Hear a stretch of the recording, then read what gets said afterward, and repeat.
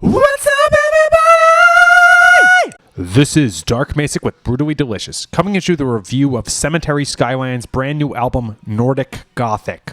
So for those who don't know, Cemetery Skyline is like the 500th band founded by Mikhail Stane of Dark Tranquillity.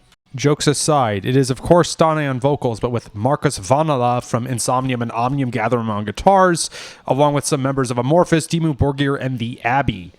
So I'm presuming Marcus and Mikhail are the primary songwriters, so one might expect this to have sounded like Dark Tranquillity meets Omnium Gatherum, with maybe some Halo effect thrown in. Boy, was I wrong. It is so much more melodic than I expected. He's clean singing all throughout. I don't think I heard a single growl on this album. Songwriting-wise, it's way more gothic, as one might have guessed from the title. A lot of it reminded me of a single Camelot song called Insomnia, except it's not at all power metal. It has that similar dark vibe going throughout, though. I'm also reminded of Typo Negative and Oddball here. Warrell Dane's solo album, Praises to the War Machine. Maybe that's biased by the fact that he covered Lucretia My Reflection, but I heard it. But beyond how it is sonically, the songwriting is just so concise and punchy and streamlined. They're not trying to impress people with their chops. They're just writing great songs. This should be in the dictionary as the antonym of self-indulgent. I really mean it in the best way possible when I say they created something new. It is clearly more than the sum of the parts because it does not sound like Insomnium with Mikhail. So let's talk about the songs. Torn Away, album opener. Immediately reminded, as I said earlier, of Insomnia by Camelot. There's plenty of catchiness and hooks for days. It's definitely more accessible and streamlined than I've heard from, frankly, any of the five in the band. Violent Storm.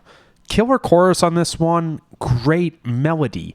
I could see this being a song in a James Bond movie. Not the James Bond theme, because that's a particular type, but the vibe just gave me like I am a spy running through the city. That's cool, by the way. I can hear everyone hating me for saying this, but I think this melody could have been done by Ghost. And for all the hate they get, they write some catchy-ass choruses. When Silence Speaks. Very somber vibe, and it's in 3/4 time, which makes any song better. Of course, this reminds me right away of both Time and the Winter song, or Loneliness, I think it's called, by Winter Sun. This is a great, funeral song. I don't mean that there's a band called Funeral that wrote something like this, but this should be playing in the background of someone's funeral. It's kind of the clever sadness, not just, oh, it's a rainy day and everything sucks, but you're sad the person's gone, but remembering the good times you had. That kind of actually sinking feeling. The Darkest Night. Really strong Inagata-Davida vibes.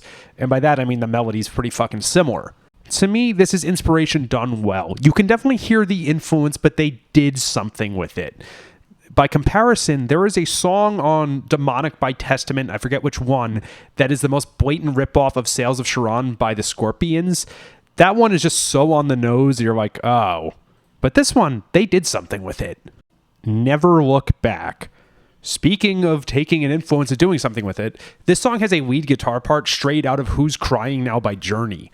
Who would have thought that could have worked in a gothic rock context? It's really funny, but it jumped out at me right away as, oh, that's Journey, but this is not a Journey song or anything Journey could have written. It's another good chorus, of course. And I had this weird thought experiment while listening to it. I feel like this could be used in some HBO drama, and all the YouTube comments would be like, wait, this was made by two death metal dudes. Wouldn't that be some really fun way to get people onto actual metal? Last but not least, Alone Together. This song is beautiful, truly mournful. Stuck Out is probably the best song on the album. I'm reminded a bit of Ghost's cover of the song Bible, but this song is much more involved. It has similar contemplative vibes, and for probably the most off-the-wall comparison I've ever made in any one of my reviews, I'm reminded of how I felt at the end of The Dead by James Joyce. You know, a piece of literature, not a piece of music. If you are not familiar with this writing, go read it right now. It'll take you 45 minutes to an hour, but it's the best thing I've ever read. Okay, so expectations totally exceeded, gone, inapplicable, whatever. On the 70,000 tons of metal community, there's a running joke that Stane just founded this band so he could find a way to be on the ship every year because he's known to love it. And you can only do Dark Tranquillity or Halo Effect like at most every other year, and that's unrealistic.